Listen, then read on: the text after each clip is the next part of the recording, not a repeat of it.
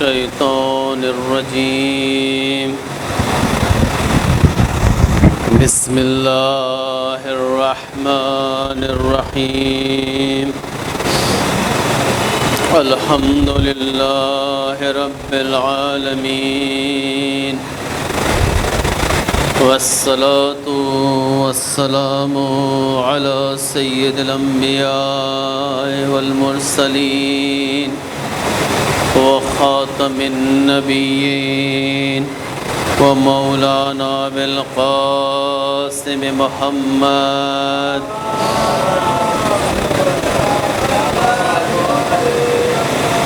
وآله الطيبين الطاهرين ولعنة الدائمة على أعدائهم إلى يوم الدين إنا لله وإنا إليه راجعون. عزاداروں، ظہر عاشورہ ہے. اس وقت مصائب پڑھنے کی ضرورت نہیں. انسان صرف سوچ لے کہ یہ دن کون سا دن ہے اور یہ وقت کون سا وقت ہے، اس کے گریہ کرنے کے لیے کافی ہے.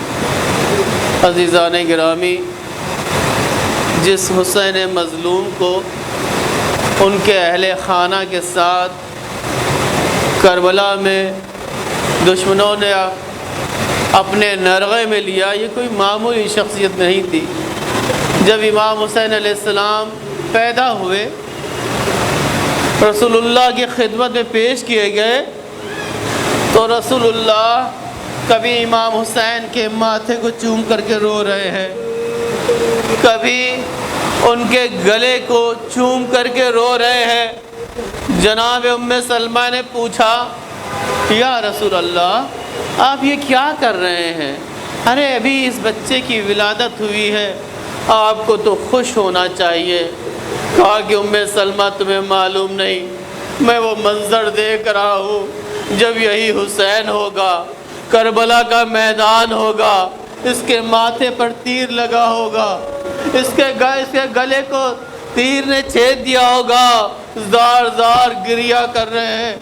عزیزان گرامی، اپنی پوری زندگی اس انداز سے امام حسین کا تعارف کرایا کہ نواسے کا پیر پھنس جاتا ہے، گر جاتے ہیں، فوراً نانا نے اپنے خطبے کو قطع کیا، دوڑے جا کر کے حسین کو اٹھا لیا.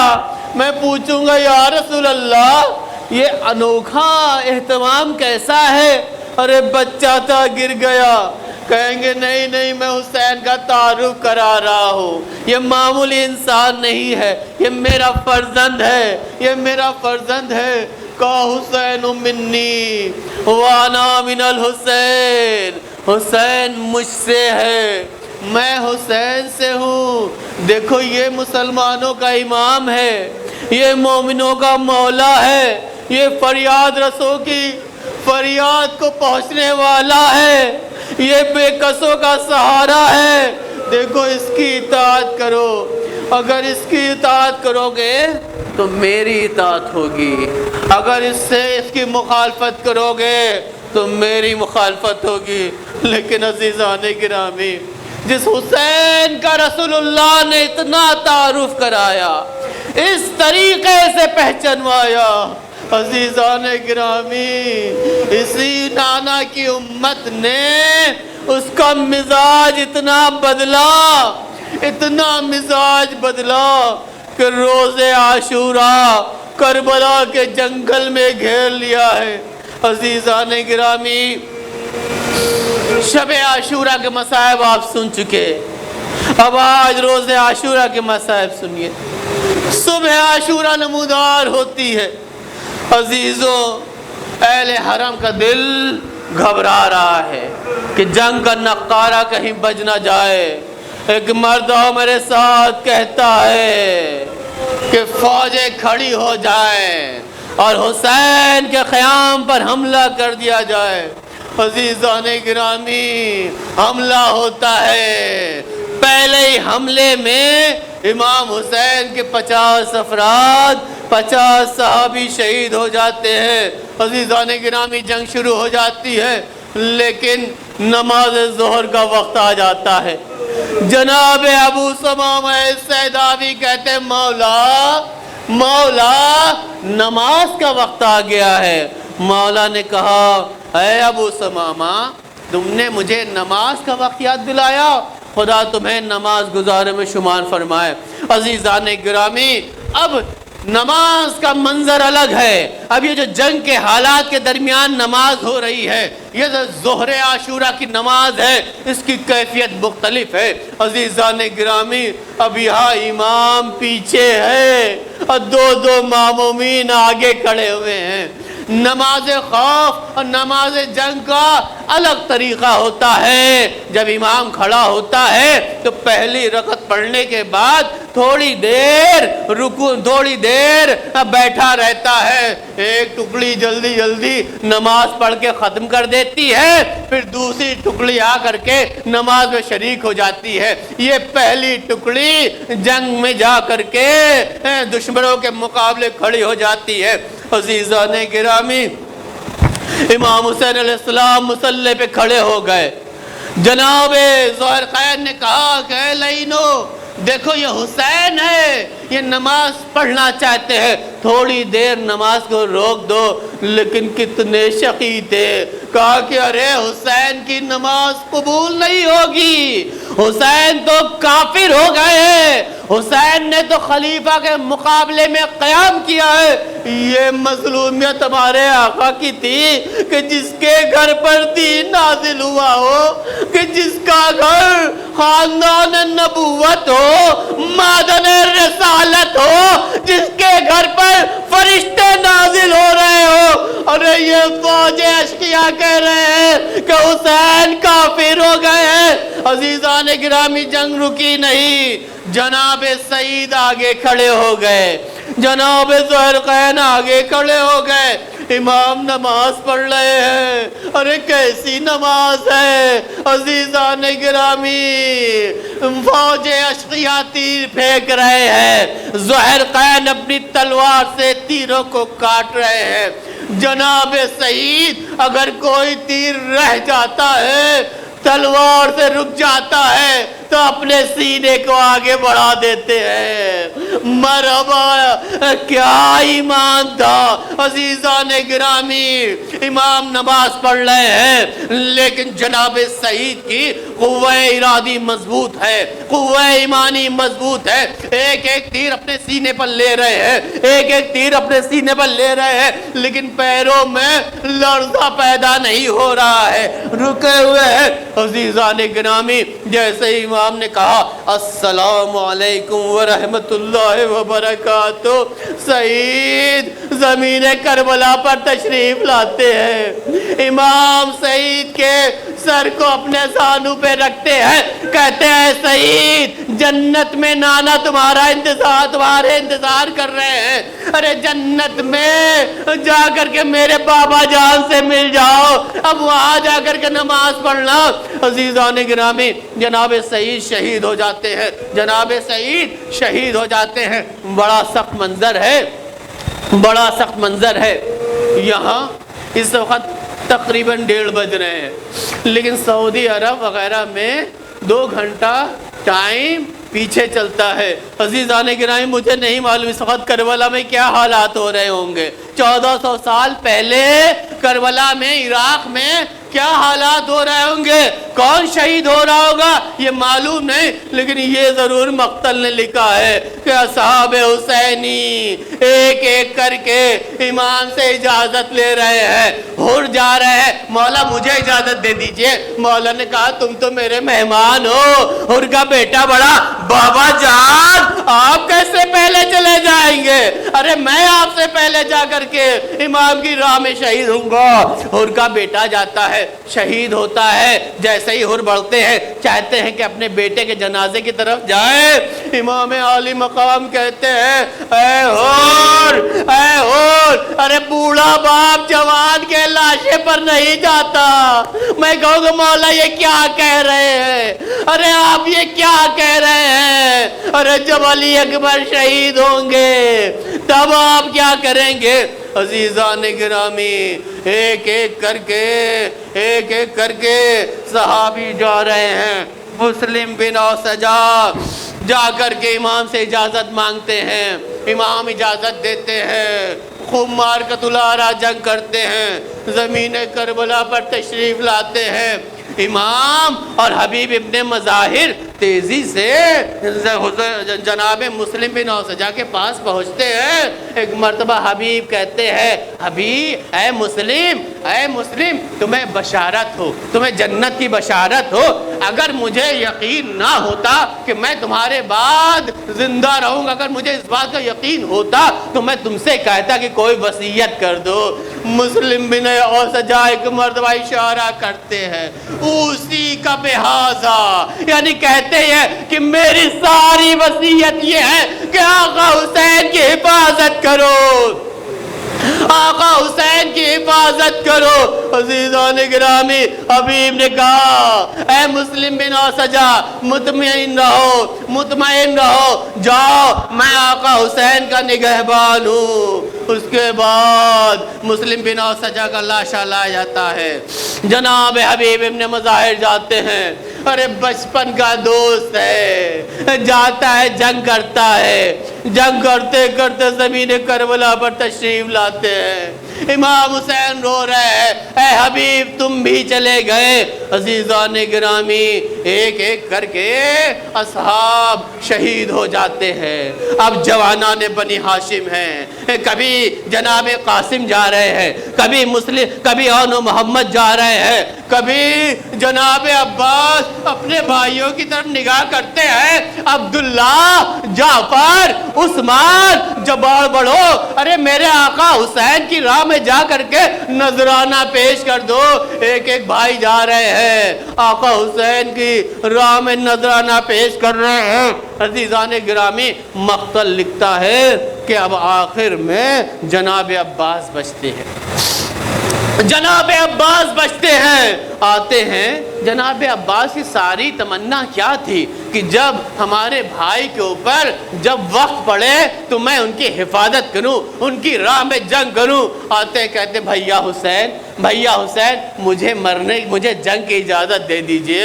امام ایک نظر اٹھاتے اپنے بھائی کی طرف، کہا کہ عباس ارے تم تو لشکر کے سردار ہو، کہا کہ آقا اب وہ لشکر کہاں جس کا میں سردار ہوں، ارے وہ تو سب شہید ہو گئے۔ کہا کہ عباس دیکھو چھوٹے چھوٹے بچے ہیں، التش کی آوازیں بلند ہو رہی ہیں، جا کر کے ان کے لیے تھوڑا سا پانی لے آؤ، جا کر کے مشکیزے میں پانی لے آؤ۔ دیکھ رہے ہو ان بچوں کی آواز، ان کے ہونٹ سوکھ گئے ہیں، ان کی زبانیں سوکھ گئی ہیں۔ جناب عباس دوڑتے ہیں، خیمے سے مشکیزہ اٹھاتے ہیں، عزیزان گرامی ناقے پہ سوار ہوتے ہیں، عزیزوں تیزی سے جاتے ہیں۔ اب میدان کربلا کی طرف رخ نہیں کرتے۔ جناب مقتل لکھتا ہے کہ جناب عباس کنارے کا راستہ اختیار کرتے ہیں تاکہ کسی صورت سے دریا میں اپنے گھوڑے کو اتارے، پانی کو لیں، مشکیزے میں بھریں، اور جو ہدف ہے کہ کسی طریقے سے پانی خیمے میں لے آئیں، یہ جو چھوٹے چھوٹے بچے ہیں ان کو پانی پلا دیں۔ عزیزان گرامی، جب جناب عباس پانی لینے جا رہے تھے تو ایک بچی ہے، کہتی چچا عباس آپ کہاں جا رہے ہیں؟ ہم پیاسے ہیں۔ مولا نے کہا اے سکینہ صبر کرو، میں پانی لینے جا رہا ہوں۔ ادھر سکینہ نے بچوں کو جمع کیا، اے بچوں اب تھوڑی دیر کی فرصت ہے، تمہاری پیاس بجھ جائے گی۔ ارے میرا چچا عباس پانی لینے جا گیا ہے۔ عزیزان گرامی، امام جناب عباس تیزی سے فرات کی طرف رخ کرتے ہیں، جاتے ہیں۔ ایک مرتبہ شمر کہتا ہے ارے اے فوجیوں، اے سپاہیوں، دیکھو عباس کو پانی نہ لینے دینا، اگر عباس پانی لے کر کے خیمے میں چلے گئے تو بڑا غضب ہو جائے گا۔ عزیزان گرامی، ساری فوجیں جمع ہوتی ہیں، ساری فوجیں جمع ہوتی ہیں، جناب عباس پر حملہ کرتی ہیں۔ عباس ایک ایک کو واصل جہنم کر رہے ہیں۔ مولا فرات کے نزدیک پہنچتے ہیں، اپنے گھوڑے کو ترائے دریا میں اتارتے ہیں، چاہے کہتے ہیں کہ اے گھوڑے تو بھی پانی پی لے، اس لیے کہ تو بھی تو پیاسا ہے، لیکن وہ گھوڑا اپنی زبان بے زبانی سے کہتا ہے کہ جب تک میرا آقا پیاسا ہے میں کیسے پانی پی سکتا ہوں۔ عزیزان گرامی، مقتل لکھتا ہے کہ جناب عباس نے پانی کو چلو میں لیا، پانی کو چلو میں لیا۔ علماء فرماتے ہیں اور جیسے ہی چاہتے تھے کہ اس پانی کو اپنے لب تک پہنچائے، ایک مرتبہ کہتے کہ میرا آقا پیاسا رہے اور عباس پانی پی لے، ارے چھوٹے چھوٹے بچے پیاسے رہے اور عباس پانی پی لے، پانی کو دریا میں پھینک دیتے ہیں، مشکیزہ بھرتے ہیں، اب تیزی سے خیمہ حسینی کی طرف پلٹتے ہیں۔ عزیزان گرامی، بھاگی ہوئی فوجیں سمٹ آتی ہیں،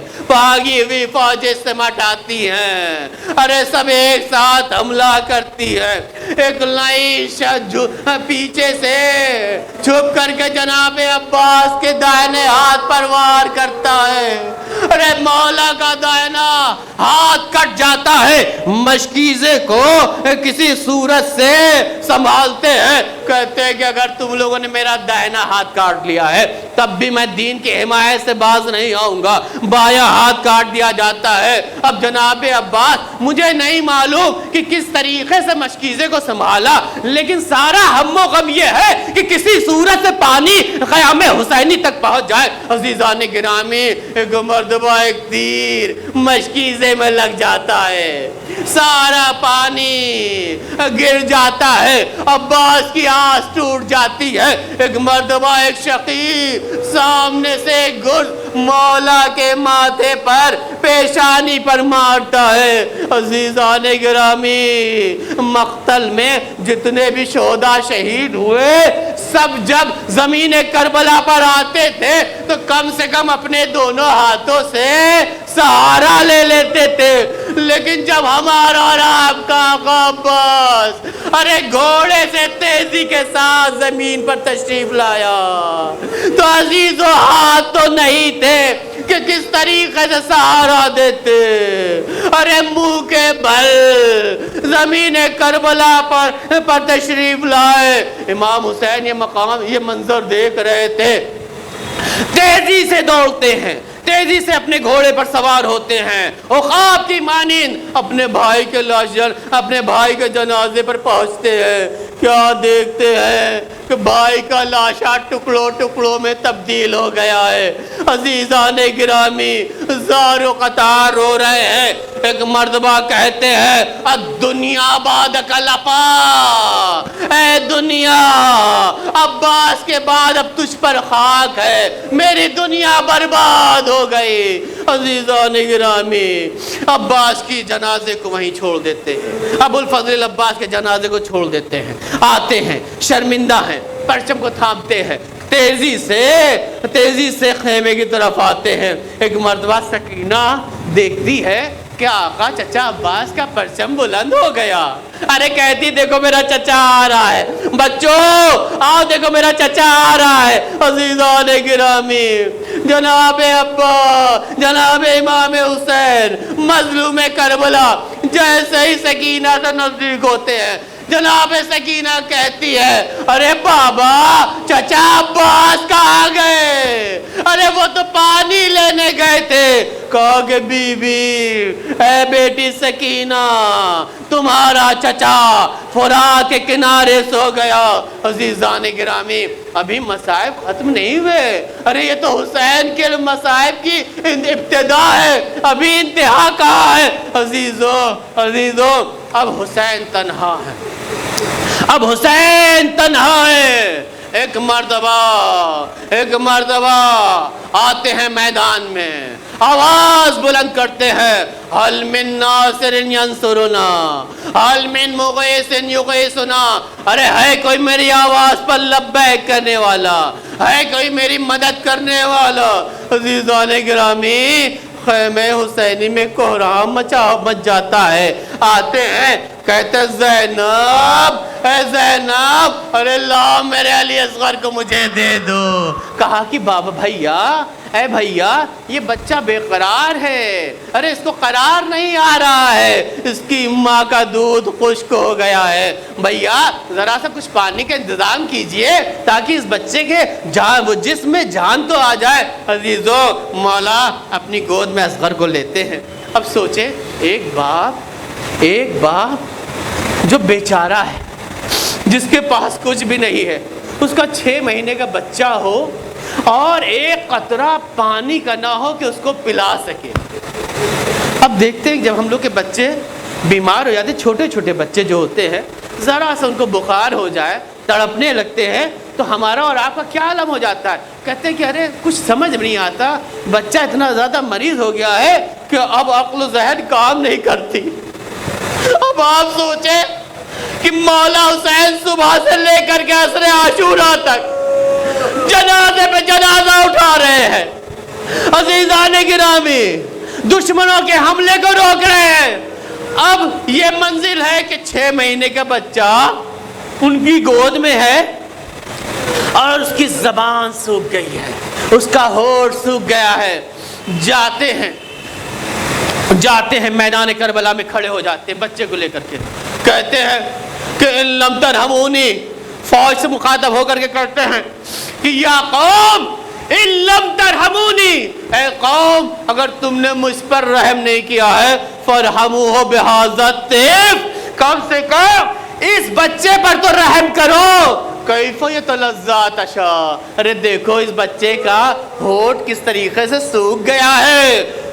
دیکھا کہ فوج اشقیاء پر کوئی اثر نہیں ہوتا، کوئی اثر نہیں ہے، ان کے دل پتھر ہو گئے ہیں۔ ایک مردوہ کہتے ہیں کہ تم سمجھتے ہو کہ اگر علی اصغر کے بہانے حسین پانی پی لے گا تو ایسا کچھ نہیں ہے، ارے لو میں اس بچے کو جلتی ہوئی ریت پر رکھ دیتا ہوں اور تھوڑی دور کھڑا ہو جاتا ہوں، آ کر کے پانی پلا دو۔ عزیزان گرامی، ارے علی اصغر کو لیتے ہیں، تپتے ہوئے دشت میں جلتی ہوئی ریت کے اوپر جناب علی اصغر کو رکھ دیتے ہیں۔ عزیزان گرامی خود دور کھڑے ہو جاتے ہیں، یہ بچہ تڑپ جاتا ہے، فوج اشقیاء میں کوہرام مچ جاتا ہے۔ فوجی کہنے لگتے ہیں ارے اے شمر اتنا شقی مت بن، کم سے کم اس بچے کو تو پانی پلا دے۔ شمر کہتا ارے او حرملہ، اے حرملہ تو کہاں ہے، ذرا حسین کے کلام کو قطع تو کر دے۔ عزیزان گرامی حرملہ ارے تیرے سے شعبہ کو امام حسین کی طرف پھینکتا ہے۔ عزیزان گرامی یہ تیرے سے شعبہ ایسا تیر تھا جس کے ذریعے سے انسانوں کا شکار ہوتا تھا، جانوروں کا شکار کیا جاتا تھا۔ ارے یہ امام کی طرف پھینکا گیا تاکہ امام کو قتل کر دیا جائے۔ ادھر امام نے جب دیکھا کہ ان کے اوپر کوئی اثر نہیں پڑ رہا ہے، کوئی پانی نہیں لا رہا ہے، ارے بچے کو اپنی گود میں اٹھا لیتے ہیں، وہ تیر علی اصغر کے گلے پر لگ جاتا ہے۔ فَذُبِحَ الطِّفْلُ مِنَ الْوَرِيدِ إِلَى الْوَرِيدِ، بچہ باپ کے ہاتھوں پر ذبح ہو جاتا ہے، بلکہ بچہ ایک طرف سے دوسری طرف پلٹ جاتا ہے، یعنی گلا جو تھا وہ ذبح ہو گیا تھا۔ صرف گلے میں چھید نہیں ہوا تھا بلکہ گلا پورا ذبح ہو گیا تھا۔ عزیزان گرامی جب یہ منظر مولا نے دیکھا کہ باپ کے ہاتھوں پر علی اصغر شہید ہو گئے تو ارے زار زار رو رہے ہیں۔ ارے اب جب چاہتے ہیں کہ خیمے کی طرف چلے تو کبھی قدم آگے بڑھتے ہیں، کبھی قدم پیچھے ہٹتے ہیں۔ عزیزان گرامی میں کہوں گا مولا ارے علی اصغر کا جنازہ اتنا تو سنگین نہیں ہے، کہیں گے ارے تم نے انصاف سے کام نہیں لیا، ارے میں کس منہ سے رباب کو اپنا منہ دکھاؤں گا، ارے میں کیسے خیمے میں جاؤں گا، سکینہ کو کیا جواب دوں گا؟ عزیزان گرامی خیمے کی طرف آ رہے ہیں، ایک مرتبہ جناب سکینہ تیزی سے دوڑتے ہوئی آئیں، کہا کہ بابا جان آپ تو علی اصغر کو پانی پلا لائے، آپ تو علی اصغر کو پانی پلا لائے، ارے ہم تو پیاسے رہ گئے۔ ایک مرتبہ آبا کا دامن ہٹایا، اب جو یہ منظر دیکھا تو سکینہ نے کہا ارے بابا جان کیا اس سن و سال کے بچے بھی شہید کیے جاتے ہیں، قتل کیے جاتے ہیں؟ اب حسین تنہا ہے، سناٹا ہے، آواز استغاثہ بلند کرتے ہیں، کوئی آواز پر لبیک نہیں کرتا۔ ایک مرتبہ جناب عابد بیمار جو خیمے میں اپنی بستر علالت پر لیٹے ہوئے تھے، غشی کے عالم میں تھے، ارے امام وقت کی آوازیں نصرت پر لبیک کہتے ہوئے کہتے ہیں، لبیک کہتے ہیں۔ امام آتے ہیں جناب سید سجاد سے آخری ملاقات کرنے کے لیے۔ جناب سید سجاد سے کہا کہ بیٹا میں جنگ کرنے کے لیے جا رہا ہوں۔ جناب سید سجاد نے کہا کہ بابا جان آپ کیوں جنگ کرنے کے لیے جا رہے ہیں؟ ارے بھیا علی اکبر نہیں ہے، چچا عباس نہیں ہے، اون محمد نہیں ہے، قاسم نہیں ہے۔ کہا کہ اے سید سجاد اتنا سمجھ لو مردوں میں میرے اور تمہارے علاوہ کوئی زندہ نہیں ہے۔ ارے سید سجاد جو اٹھ نہیں سکتے تھے کہا کہ پپی اماں میرا عصا دے دیجئے، میں اپنے بابا کی نصرت کروں گا۔ مولا نے کہا کہ سید سجاد ارے تمہاری نسل سے ذریہ پیغمبر کو چلنا ہے، تمہاری یہ حالت نہیں کہ تم جنگ کرو۔ کہا کہ کیسے جنگ نہ کرو، امام وقت آواز دے رہا ہے اور میں لبیک نہ کہوں۔ ارے روتے ہوئے امام کو ودا کیا۔ اب آخری منظر ہے، جناب زینب سے وداعی چاہ رہے ہیں۔ ایک مرتبہ وہ صابرہ کہ جس نے بڑے بڑے مصیبتوں کے پہاڑ اپنے سینے پر اٹھا لیے تھے، جو کبھی رو نہیں رہی تھی، لیکن جب آخری وقت تھا اور امام حسین آئے کہا کہ اے زینب اب میں وداعی چاہتا ہوں۔ تو عزیزو ایک طرف رباب رو رہی ہے، ایک طرف ام فروا رو رہی ہے۔ جناب زینب اپنے ماجائے سے آ کر کے لپٹ کر کے رونے لگتی ہے، بھیا ہمارا کیا ہوگا؟ اے بھیا جب تک آپ تھے تو اتنی ڈھارس تھی کہ ہماری بے حرمتی نہیں ہوگی، جب تک آپ زندہ تھے اتنا یقین تھا کہ سروں سے چادریں نہیں چھینی جائیں گی۔ امام نے زینب کو سمجھایا، اے زینب صبر کرو۔ کہا کہ بھیا کوئی قرار نہیں آ رہا ہے۔ ایک مرتبہ ہاتھ کو سینے پہ پھیرتے ہیں، زینب کو قرار آتا ہے۔ کہا کہ دیکھو شیطان تم پر غالب نہ آئے، صبر کرو صبر کرو۔ اب چلتے ہیں عزیزان گرامی، گھوڑے پہ سوار ہوتے ہیں۔ اب چاہتے چلے، ایک مرتبہ گھوڑا رکا ہوا ہے، کہتے ہیں کہ اے رہوان کیا تو بھی میرا ساتھ نہیں دینا چاہتا؟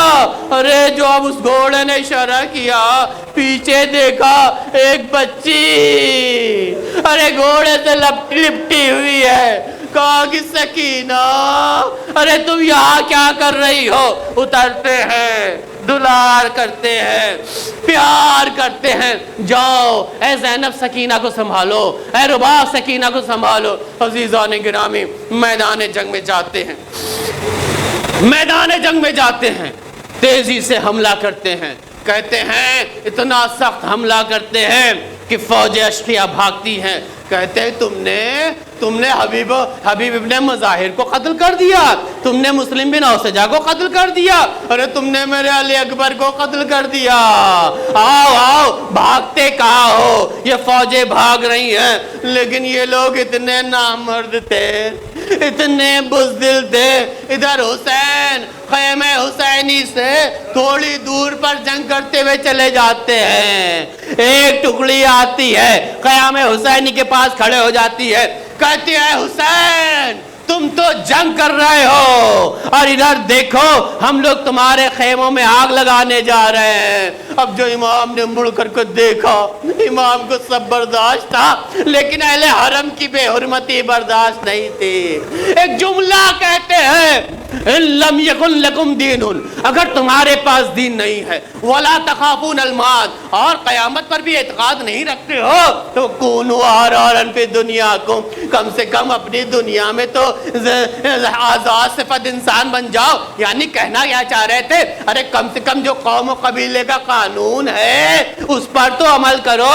ارے تم لوگ تو عرب ہو، عرب جب کسی کو اپنا مہمان بناتا ہے تو اس کو قتل نہیں کرتا، اس کی بے حرمتی نہیں کرتا، لیکن یہ اتنے نامرد تھے کہ یہ انہوں نے سارے قانونوں کو توڑ دیا۔ مولا تیزی سے آتے ہیں اور ان فوجوں کو دور بھگاتے ہیں۔ مقتل لکھتا ہے کہ 7 مرتبہ حسین نے حملہ کیا، پھر اپنے خیمے کی طرف آئے اور فوجوں کو بھگاتے ہیں، کہتے لا حول ولا قوت الا باللہ العلی العظیم۔ اب اس کے بعد ارے ساری فوجیں امام کو گھیر لیتی ہیں۔ عزیزان گرامی، تیروں کی بوچھار ہے، تیر امام کے جسم میں پیوست ہوتے جا رہے ہیں۔ مقتل میں جو تعبیر ہے وہ یہ ہے کہ جیسے ساہی کے جسم میں کانٹے لگے رہتے ہیں، اسی طریقے سے مولا کے جسم میں تیر پیوست ہو گئے تھے۔ ارے ایک شقی نے ایک تیر مولا کے ماتھے پر پیشانی پہ مارا۔ عزیزان گرامی، اب حسین ڈگمگا رہے ہیں، اب حسین ڈگمگا رہے ہیں، اور زین سے زمین کربلا پر تشریف لاتے ہیں۔ ادھر جناب زینب یہ منظر دیکھ رہی ہیں، ارے دوڑتی ہوئی ایک ٹیلے پہ کھڑی ہو جاتی ہے۔ شمر نہیں چاہتا ہے کہ حسین کے سر و تن میں جدائی کرے۔ ایک مردہ بی بی کہتی ہے ارے او میرے ساتھ، ارے او میرے ساتھ، تو کیا دیکھ رہا ہے، تو کیا دیکھ رہا ہے؟ ارے شم کو روکتا کیوں نہیں؟ ارے یہ حسین کے سر و تن میں جدائی کر رہا ہے، ہمارے ساتھ رو تو رہا ہے لیکن اپنے چہرے کو گھما دیتا ہے۔ عزیزان گرامی، لیکن یہ شمر ارے مولا کے سینے پہ سوار ہو جاتا ہے، تمام شقاوت کے ساتھ سر و تن میں جدائی کر دیتا ہے۔ ارے زینب چیخ رہی ہیں واہ حسینہ، واہ حسینہ، آئے میرا بھیا قتل کر دیا گیا، آئے میرا آقا قتل کر دیا گیا۔ ارے ساری بیویاں لپٹ لپٹ کر کے رو رہی ہیں۔ عزیزان گرامی، بس مصائب یہیں پر ختم نہیں ہوئے۔ حسین قتل کر دیے گئے، حسین قتل کر دیے گئے، ایک سناٹا چھا گیا کربلا کے میدان میں۔ بیویاں سمجھ رہی تھیں کہ شاید اب مصائب ختم ہو گئے ہیں، لیکن ابھی شہدائے کربلا کے لیے تو مصائب ختم ہو گئے تھے، لیکن اہل حرم کے مصائب ختم نہیں ہوئے تھے۔ ایک مرتبہ رات کا سناٹا چھانے لگتا ہے، ارے گھوڑوں کی ٹاپیں بلند ہونے لگتی ہیں، بیویوں کا دل دھڑکنے لگتا ہے۔ ارے جو ایک مرد آواز سنتی ہے، ایک فوجی کہتا ہے کہ خیموں کو جلا دو۔ ارے خیموں کو جلایا جانے لگا، بیویاں ایک خیمے سے دوسرے خیمے جناب سید سجاد کے پاس آتی ہیں۔ بس آخری مسائل بہت سن لیا آپ نے۔ امام سجاد کے پاس جناب زینب آتی ہیں، پھوپھی جان آتی ہیں، کہتی ہیں اے بھتیجے یہ بتاؤ کہ ہم لوگ خیمے میں رہ لیں، رہ کر کے مر جائیں یا خیمے سے باہر نکلیں؟ کیونکہ لینوں نے جب یہ بیبیاں بھاگ رہی تھی ان کے سروں سے چادریں چھین لی تھی، مکھنے چھین لیے تھے۔ کہا کہ پھوپھی اماں اب آپ دیکھیں امام سجاد کی مظلومیت کیا ہے کہ پوری دنیا کا، پورے عالم کو جو امام ہے، امام وقت ہے، اس سے پہلا مسئلہ کیا پوچھا جا رہا ہے کہ یہ بتاؤ۔ پھوپھی کیا پوچھ رہی ہے کہ اے بھتیجے تم تو امام ہو، تمہاری اطاعت واجب ہے، اور خیمے میں رہ کر کے مر جائیں یا خیمے سے باہر نکل جائیں؟ کہا کہ جان بچانا واجب ہے۔ ارے بیویاں، ارے جن کے سروں کو کبھی کسی نے دیکھا نہیں تھا، ننگے سر بیویاں خیموں سے نکلتی ہے۔ واہ حسینہ، واہ وہ عباسہ کی آواز بلند کرتی رہتی ہیں، انا للہ و انا الیہ راجعون وسيعلم الذين ظلموا أي منقلب ينقلبون